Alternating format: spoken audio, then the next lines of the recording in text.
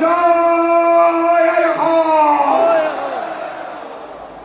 আমাৰ সকলো নেতৃবৰ্গ আমাৰ মাজলৈ উপস্থিত হৈছেহি।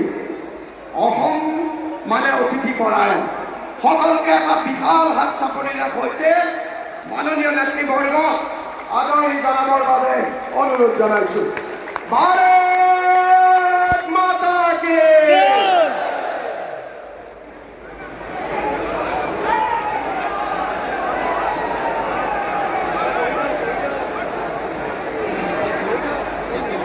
আজি সকলোৰে এক সপোনৰ দিন।